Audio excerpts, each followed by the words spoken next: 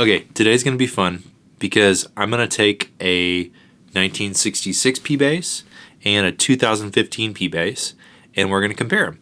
And you can listen to the differences and how they sound, and I'll tell you the differences and how they feel and how they respond.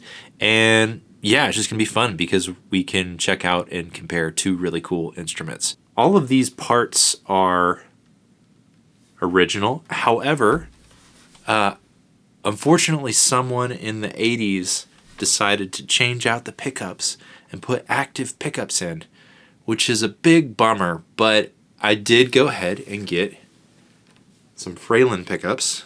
This bass is not totally original, but it does have a great vibe, and I love it so much. I've played this bass through the years. I love the patina on the neck. It's like worn down being played. I bought this bass from an older gentleman that had arthritis and unfortunately couldn't really play music very much anymore, and he wanted it to go to a good home, and he gave me a really good deal on it right when I was kind of beginning my career as a full-time bass player. And this has been one of the tools of the trade that's helped me to start and work as a full-time bass player. So this bass has a lot of sentimental value for me, and it's a piece of history, and I find value in the stories and memories that this instrument probably holds. Who knows who it's played for, where it's been.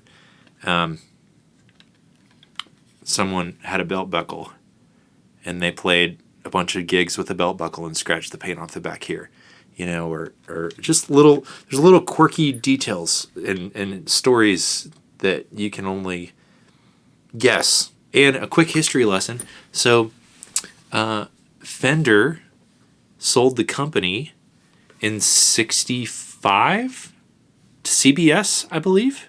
And when that happened, a lot of the original craftspeople were let go, and they started to phase in some cheaper components. So a lot of people, the collector's value of a 65 and earlier instrument there's a lot more value on those instruments because it was pre-CBS. This is early. I think I took the neck off one time. It was March of '66, which means it was earlier in the year before a lot of those changes were being made. So what's cool about this instrument, or '66 instrument, is you oftentimes still have the same craftspeople or components, higher quality components that were used to make the instrument, but not the same value as a collector's item. So for someone like me who was trying to invest in a really high quality instrument to start my career with, I was trying to get the best bang for my buck. A 66 was a great option because it was substantially cheaper than a 65, but plays and sounds, I would say, just as good, depending on which one you got. These were being put together by human beings, right? So they all have their own quirks and their own lemons and their own things that make them cool. It's just because something's old doesn't mean it's good, right? You might find a 60s Fender that sounds terrible, doesn't play great. Or you might find a modern instrument that sounds awesome, and it's only a couple $100, right? There's no rules, because these are tools that you're using to create art with, and it all has to do with what inspires you and what feels good to you and the way you like the way something sounds. So anyway, all that to say, I got lucky because I found a 1966 P bass that played and plays great, and it's been really helpful for me through the years. So that's the 1966 P bass. And now I'll show you its much younger cousin, the 2015 P bass. So this is not my bass. This is my friend Rhett's bass. Thank you, Rhett, for letting me borrow this. My understanding is this is a totally stock 2015 American-made P bass. I'm noticing some differences. There's like these tuning pegs are a more modern design. I don't think this is nitrocellulose. I think this is polyurethane. But I'm curious if we were able to play the 1966 P bass in 1966, if it would feel similar to this, or is it just the fact that it's old and it's been played so much that it feels the way that it does. But this is like a super smooth, slick sort of lacquered neck. And this is different. This is the through body design, right? So when you string the bass up, you put the strings through the back. And I actually really like that design. That's the way my Mustang is. And I think that it helps give you a little sustain, and it just feels secure. So I think that's a cool innovation. It's pretty much the same design, just a few little modernizations, but it's the same instrument.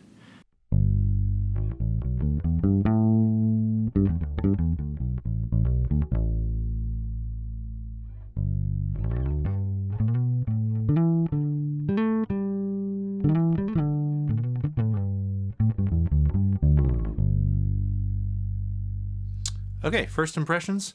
It sounds like a P bass, and it sounds like a nice P bass. I love that it's just smooth and consistent, and it has a lot of sustain. I noticed that especially kind of getting up in the...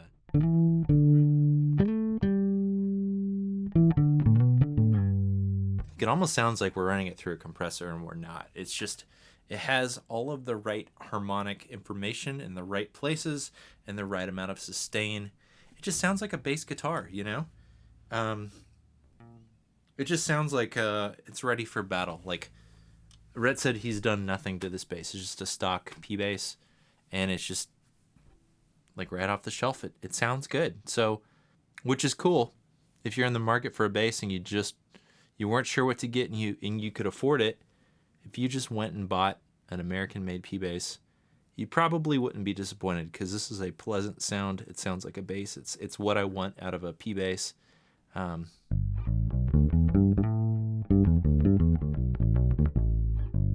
really like the way those strings sound. The dull round ones are really bright, but once you play them for a while, they start to dull out, but they still retain some of the sparkle, some of the texture, the grit that you want to hear, to help you sit in the mix.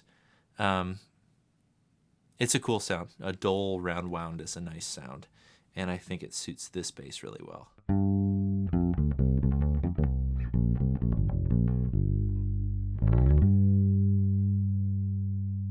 It's always kind of weird seeing your bass without strings on it. Like, when it's working and it has strings on it and everything's in sync, it's greater than the sum of its parts. But then when you take the strings off, you start to see, like, this is just a slab of wood that is bolted together. It's a pretty simple machine. I don't know if you can see the checking on the paint. Okay, so I just finished stringing up the 1966 P bass with the same older strings that were on the 2015 P bass.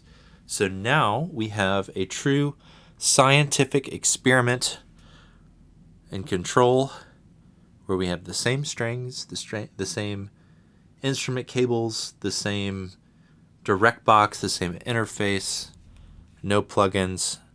You can hear the exact same everything. The only thing that has changed is the bass itself. So I think this is as good a comparison as we can get.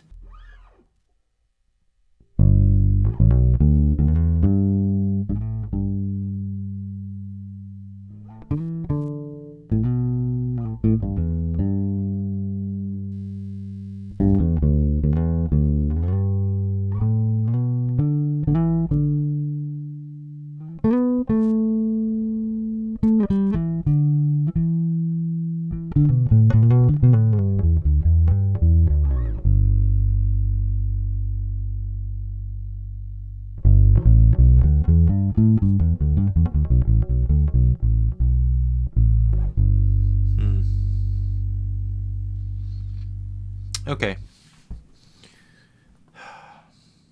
How do I put this into words? It feels very different.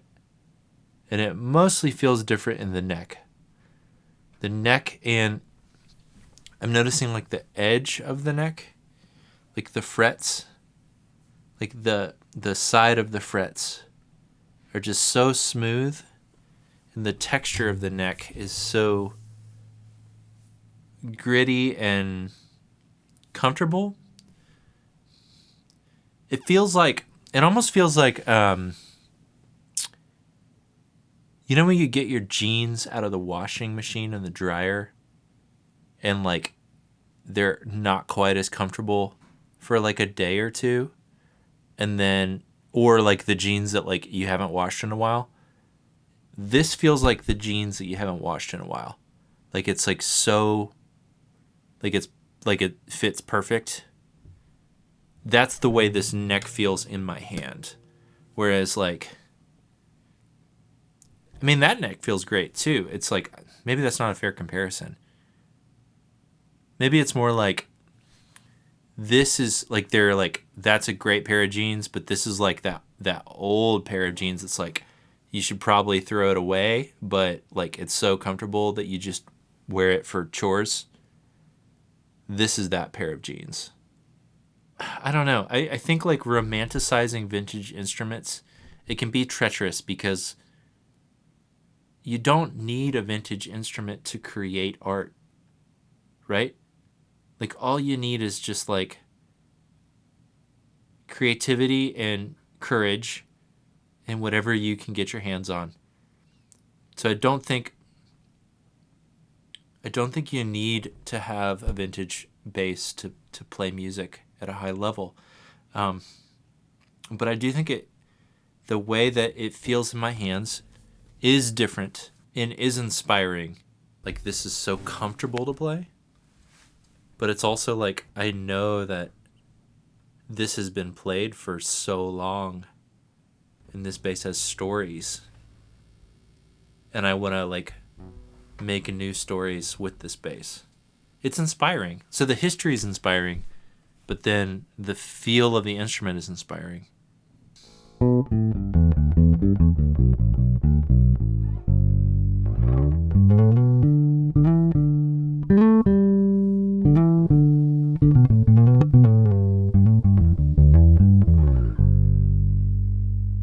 I wish I could just hand it to you. I wish I could reach through the camera and just hand you this bass so you could feel it for yourself. So there it is. Vintage P-Bass versus modern P-Bass. Both are great. I really like making these videos for you. I'm enjoying it. I'm trying to do one once a week. I'm trying to release them on Wednesdays. So I guess I'll see you next Wednesday. Thanks. If you're not sure what to do, if you're trying to figure out what kind of P-Bass to get, I would say just go try a bunch. Try 100. Go to every music store you can find and play every P-Bass in every price bracket. And try and find one that has the most comfortable neck. I think that's really where it is. To me, this is my opinion here.